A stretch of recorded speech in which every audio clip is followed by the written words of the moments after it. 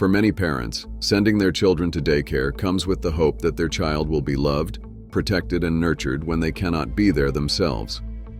However, the heartbreaking reality is that cases of child abuse, even leading to fatal outcomes, still exist, often involving individuals trusted as caregivers. She will forever be free. The agonizing words of the victim's mother as she grapples with the torment of her young daughter will forever at the age of 3. Among them, none can forget the case of Hannah Wesche, a 3-year-old girl from Butler County, Ohio. She collapsed at her daycare provider's home on March 8, 2018.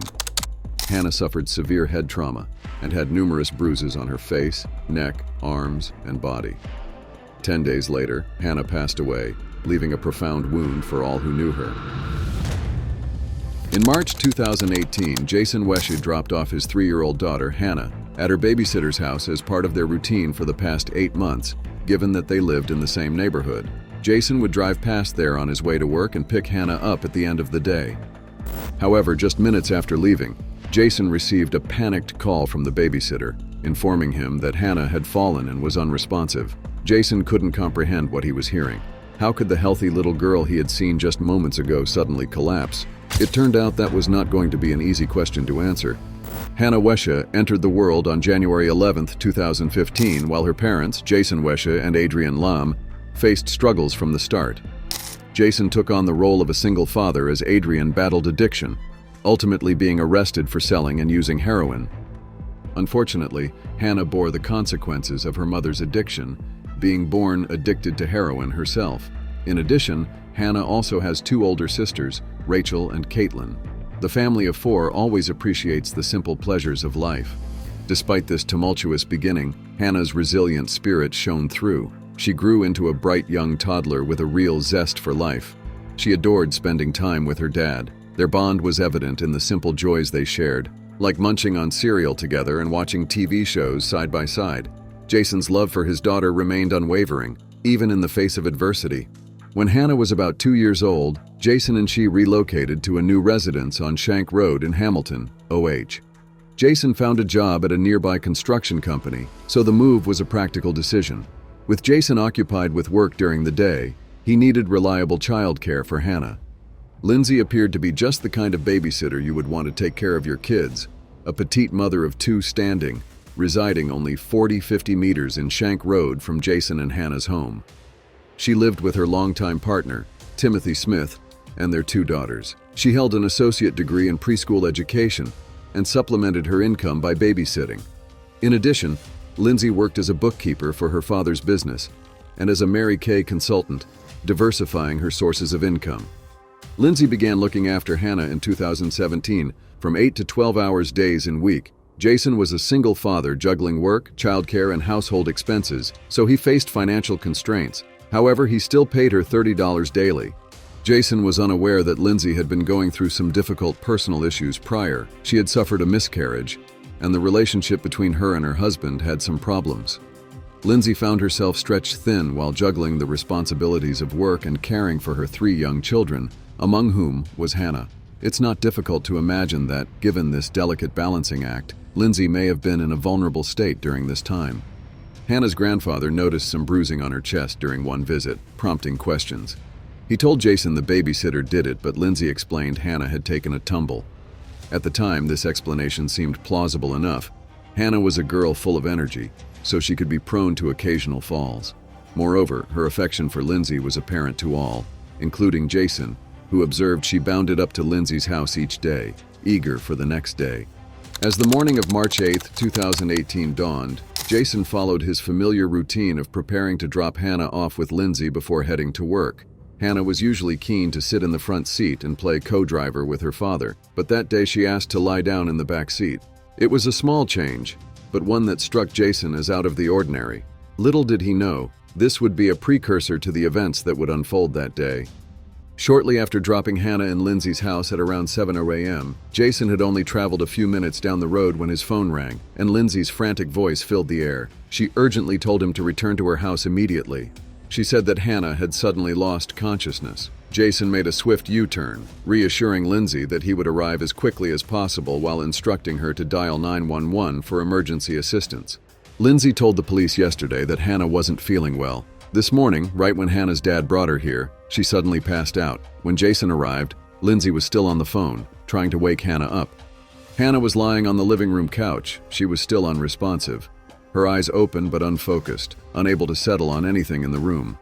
She was loaded into the waiting ambulance and rushed to Fort Hamilton Hospital, where an emergency team stood ready. They were told the devastating news with her family, and loved ones gathered around her bed. Hannah's injuries raised immediate concerns among the healthcare professionals. It was clear to them that these were not the result of a simple accident, as Lindsay and Jason's words. Lindsay was brought to the police station for questioning. Facing intense questioning, she vehemently denied any involvement in causing Hannah's injuries, also suggesting that the bruises Hannah had previously displayed were inflicted by Jason. Lindsay maintained that when Hannah was taken in her house, she even wanted a donut before her sudden collapse. However, during a brief moment when the detectives stepped out of the room, Lindsay's private mutterings were inadvertently captured. "I'm going to prison for the rest of my life," she whispered, revealing a moment of internal turmoil and fear. During the latter part of the interrogation, Lindsay disclosed to the detectives on March 7th, Hannah had suffered a fall, hitting her head on the hard concrete flooring. The day prior, March 6th, Hannah had experienced another mishap, this time falling off a toy train set and hitting her head as a result. However, Lindsay was released following the interrogation due to insufficient evidence linking her to Hannah's injuries, with further investigative work was needed. The following day, Lindsay was once again summoned by the detectives. This time she was confronted with photographic evidence detailing the extensive bruising found on Hannah's body. Pressed for an explanation, Lindsay offered a new testimony. She recounted how, on March 8th, when Hannah was dropped off, the young girl had stumbled and fallen at the entranceway of her home, striking her head on a step. Lindsay claimed that Hannah had appeared relatively unaffected after the fall. Lindsay continued that Hannah got up, asked her for a donut, and then collapsed. This revision added a new layer of complexity to the investigation surrounding Hannah's injuries. Despite extracting additional details from Lindsay, the detectives remained unconvinced that they had uncovered the complete truth. The severity of Hannah's injuries doesn't seem to be adequately explained by climbing the concrete steps. When pressed further on this discrepancy, Lindsay altered her story once more. This time, she claimed that she had been carrying Hannah and they both fell. She had inadvertently fallen on top of the little girl, causing Hannah's head to collide with the metal edge of the concrete step. Still, this didn't explain the bruising, so the detectives asked again. They also checked everyone living within a few-mile radius who had a history of violent crimes, but this yielded no results either. Several months after the discovery of the body, the case completely stalled, and there were no developments since then. Lindsay admitted to hitting and punching Hannah several times prior to March 8th. She spoke to detectives about her own issues, such as miscarriage and relationship troubles, saying that she had been under a lot of stress. So, when Hannah grabbed a bottle of tomato sauce and sprayed it into the toilet, Lindsay said she lost her temper. Lindsay Parton was swiftly taken into custody and formally charged with assault and child endangerment following the investigation.